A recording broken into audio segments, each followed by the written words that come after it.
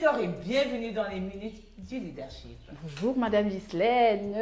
Comment tu vas ce vendredi? I'm very, very, very fine. Ok, aujourd'hui on voit quoi? On voit quelle loi? La loi des étapes. La loi des étapes. Oui, la loi des étapes de la vie. On ne saute pas les étapes, Madame Ghislaine. Ah ouais, bon? on va vous dire ça comment? On ne saute pas.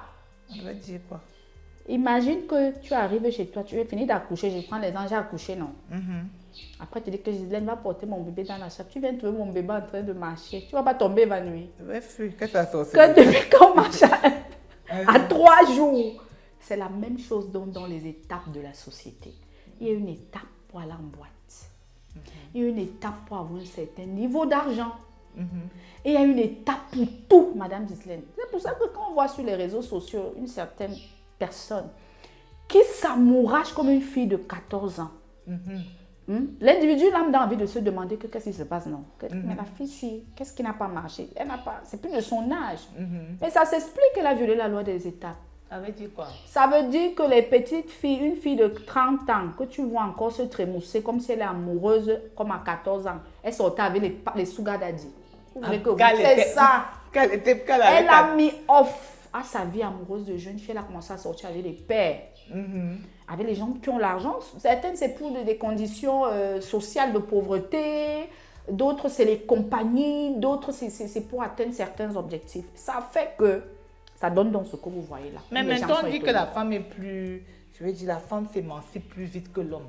Donc, c'est pour ça que quand on est jeune, on veut sortir avec des gens plus âgés. Tu ne peux pas sortir avec ton grand-père, maman. C'est que l'émancipation dans ta tête. C'est faux. C'est pas vrai. Tu sors avec ton grand-père, tu veux t'émanciper dans la vieillesse. Ça n'a pas de sens. Pareil avec les enfants qui sautent trop les classes, Madame Ghislaine. À un niveau, quand il arrive à l'université, il a 14 ans, il a le bac. C'est normal. Les enfants de son âge, 14 ans, sont où? Non, il veut faire comme on a fait chou parce que j'ai peur qu'ils sautent les étapes. Sauf qu'à l'université, il va rencontrer les gens qui ont l'âge de manifester certaines choses. C'est pour ça que le genre de personne qui a 14 ans, s'il travaille vite, peut-être à 21 ans, il travaille vite, c'est un cadre. Il va aller en boîte tous les jours, Madame Ghislaine. Parce qu'il n'a pas... Il n'a pas vécu ça. C'est les gars qui ne tiennent pas. Vous ne connaissez pas le genre de personnes dans votre entourage, madame. Non, elle ne tient pas en place. Tu as envie de te dire que, mais écoute, comment tu es tous les jours en boîte, les femmes, les ceci. C'est comme si. Donc, dès que lui rentre du travail le vendredi, c'est juste quand il rentre seulement dimanche, je ne sais pas, c'était même lundi matin. Il n'a pas fait ses classes. Il n'a pas fait ses classes. C'est pour ça que, honnêtement, suivez le processus de la vie. Et ça, c'est valable en tout. Dans les génies là qui arrivent, on a même vu le record mondial, on a dit qu'il y a une dame, un docteur qui a fait ça 21 ans, hein, je crois, docteur à 21 ans, ça veut dire qu'à 14 ans, elle a eu le bac. C'est normal. Mais si tu as un génie, tu fais comment? Le génie même toi, excusez-moi de dire ça. C'est vrai qu'il y a des écarts de la nature, mais il faut que si tu es génie quelque part, cherche à combler ta précocité, ça va t'aider parce que tu es un prématuré social. Les prématurés partent en couveuse, non, Madame Ghislaine? Oui. Cherche une couveuse, pardon. Jour et. Et donc, il faut... Mais écoute, je vous dis, la vie nous enseigne. On te demande pourquoi on met les prématurés en couveuse. On devait les laisser que non, il est sorti tôt, il va mourir. Si on ne le met pas dans les conditions qui font comme le ventre, il va mourir. C'est comme ça que même dans le domaine pastoral, les pasteurs qui veulent sauter les étapes pour avoir l'argent, vous allez payer un prix fort. C'est là où intervient donc la sorcellerie. C'est là où intervient donc l'occultisme parce que tu sautes les étapes. Tu dois aller pas à pas. C'est pour ça qu'ils meurent donc précocement. Parce que quand tu sautes les étapes, on ne te met pas en couveuse. Et tu meurs. Et vous recommandez donc aux gens de faire comment? Comment faire ce bon équilibre-là? C'est-à-dire que tu vis ton âge tout en avançant. Comment faire ce bon équilibre? Ou bien si tu as un talent particulier. Oui. Je vais essayer un peu d'expliquer ça. J'ai un talent particulier, je suis un bon pasteur, je suis un bon, médecin, je suis un bon ceci. Et puis, est-ce que je devrais ralentir de manière confiante, ça veut dire que expressément, ou bien je suis ce que mon talent me permet de faire? Madame Ghislaine, je comprends la question que vous avez pour l'individu lambda. Le leadership, d'abord, c'est un leadership de leader, ça veut dire de personnes ambitieuses, non? Je ne suis pas en train de dire que vous devez taire vos ambitions. Vous devez avoir des priorités de carrière et de tout ça. Et ça vient avec des privations, qu'on soit clair. Si tu vas atteindre cet objectif, tu ne vas pas jouer, tu vas te priver. Mais pense à ton âge. Pense à t'entourer souvent des gens de ton âge. Cherche à faire les activités de ton âge. Cherche à finir la classe biologique où tu es avant d'accéder à un autre escalier. C'est comme les classes de l'école, non? Est-ce que je vais t'interdire d'être premier au cours élémentaire 1? Étudie. Et même le niveau au-dessus du cours élémentaire 1. Mais n'oublie pas que tu es un enfant. Ne pars pas déjà marcher avec les enfants de 3e. C'est un traumatisme. Mais si les enfants de cours élémentaire m'ennuient, par leur restriction limitée, puisque je suis supérieure. Non, c'est que tu es malade. Parce que moi, jusqu'ici, je veux l'équilibre là. CE1, il parle déjà de la puberté. Tu as 8 ans, tu es au CE1, tu aimes bien les femmes.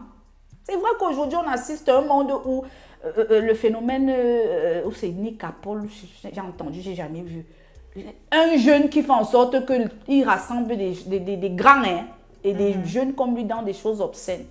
C'est de son âge. Non. On laisse des choses aujourd'hui à cause de l'argent, à cause de la précarité. Mais madame Gisèle, ce que j'ai envie de dire, un enfant du coup élémentaire 1 qui a 8 ans ne peut pas marcher avec un enfant de 3e de 18 ans qui est pubère. Parce qu'il risque de se masturber tôt. Excusez-moi le terme. C'est normal? Non. Mais ce n'est pas un enfant, ce n'est pas ce qui se passe. Sauf que les enfants de son âge ont ça. Ils parlent des femmes. Non, ce qui se passe, c'est que je ne suis pas au cours élémentaire 1. Ce qui se passe, c'est que j'ai 8 ans, mais je suis au cours, si je suis ingénieur, j'ai envie de dire 10 ans. Mais je me retrouve en 3e. Mes camarades de classe, ce sont les enfants de 3e. Je suis d'accord. Et ce sont les enfants qui commencent à côtoyer les femmes, qui commencent. Comment, quand je suis dans ce biotop-là, je fais pour m'en sortir. Oui. Et je prends, vous avez pris l'exemple de la pauvreté, par exemple. Mes parents sont pauvres, on n'arrive pas à manger. Dieu m'a gratifié d'une beauté excellente. Est-ce que je ne... ceux qui peuvent aider ma famille, ce sont les papas. Ce ne sont pas les enfants de mon âge. Peut-être tu as accepté. Maman, si tu as accepté de payer le prix, tu payes. J'ai insisté dessus parce que nous avons des enfants précoces à la maison, non, madame Gisèle? Mon enfant à 8 ans, elle aime bien causer avec les filles de 16 ans. Il faut la taper. Ne tentez pas de laisser ça. Bon. Maintenant, j'ai 8 ans. Je me retrouve en 4e, en 3e parce que je suis intelligent. Achetez tous les nounous à l'enfant là. Je dis ça aux parents. Qui ne viennent pas te dire qu'il peut me mettre quoi, achète les nounous s'il a encore besoin de sucer le doigt. Laissez-le sucer le doigt quand il est sur le lit. Ça va l'aider, ça équilibre. Dieu n'est pas fou. Je vous dis, la nature, s'il nous enseigne, la nature n'est pas folle.